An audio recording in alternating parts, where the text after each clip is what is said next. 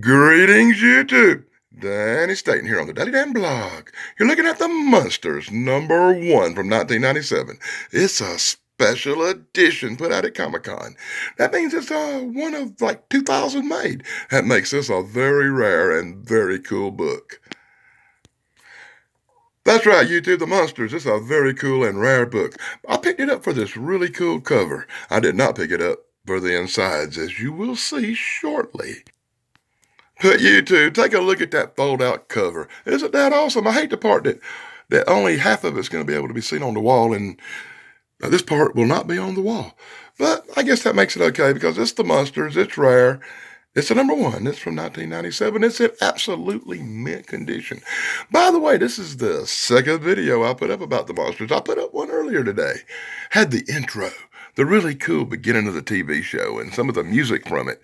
And it got struck down in the United States and Canada. It got blocked. You believe that? So I'm having to shoot this little quick video just for the people in the United States and Canada to have a look at this book, because the rest of the world got to see it earlier when the cool video went out with the music and the intro. But apparently because YouTube sucks, they blocked my video. Wow. So YouTube, what do you say we bust it open, have a look inside, and get ready for major freaking disappointment? That's right, YouTube. To me, major disappointment comes when you take a colorful, very colorful characters like the Munsters and do it in black and white. Now, the art's pretty good. It's Lily Munster and Eddie Munster and Marilyn Munster. They all look pretty good. Even old Herman looking okay there. But look what they done to Grandpa. He look like, oh my God, I don't know what he looks like. I got it, YouTube. He looks like Liberace having a bad hair day. Ain't that some shit? Huh. And they made him a lot porkier than he was in the original television series, which I wished I could show you, but I can't because they all blocked the video again. Ain't that some shit?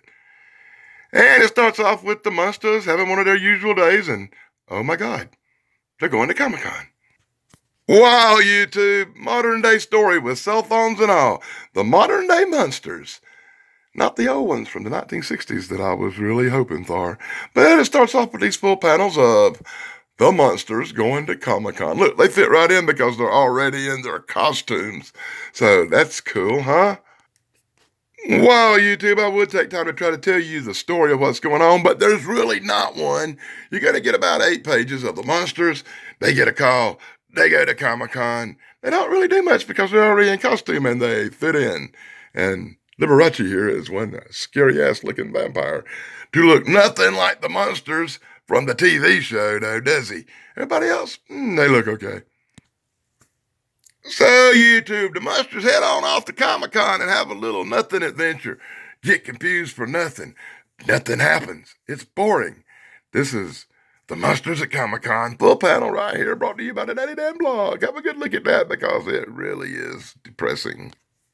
And I swear to God, YouTube, they go to Comic-Con, nothing really happens. There's a little hijinks, a little bit of a scuffle. Herman gets knocked on his ass, and it's over. Just like that. This is the end. Look, you don't believe me? Let me show you. Boom. That's the end. That story's over. And now they're going to give you a sneak peek at Marilyn's Manhattan makeover. And they're going to draw that shit in some sketchy-ass ink where you barely can see what the hell's going on. This book is truly depressing. It makes me want to pull my hair out and scream.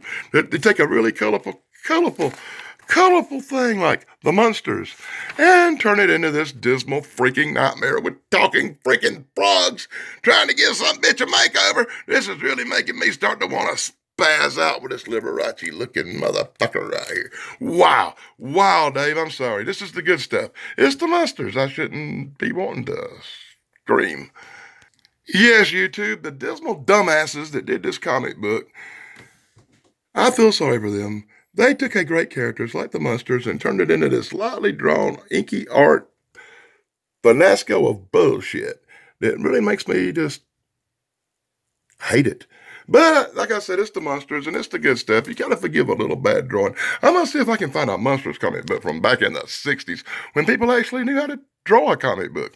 If you want to know who to blame for this shit, these are the names of the people who wrote this piece of crap. Remember these names. And Doug Crane, you penciled this. Somebody find Doug Crane and slap that bitch across the face for this for me, please. Thank you.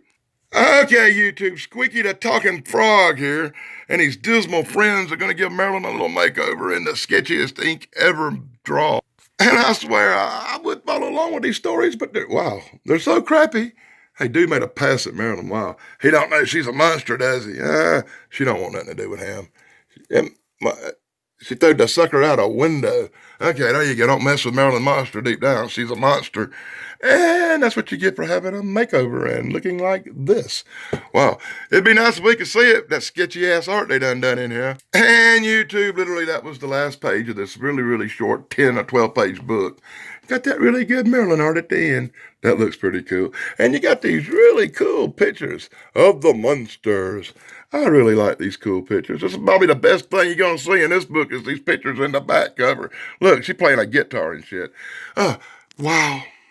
So YouTube, Monster Memories in the back of the book. The best part of the book. The art in here was so-so, except for what they done with Grandpa Munster. That was pretty horrible.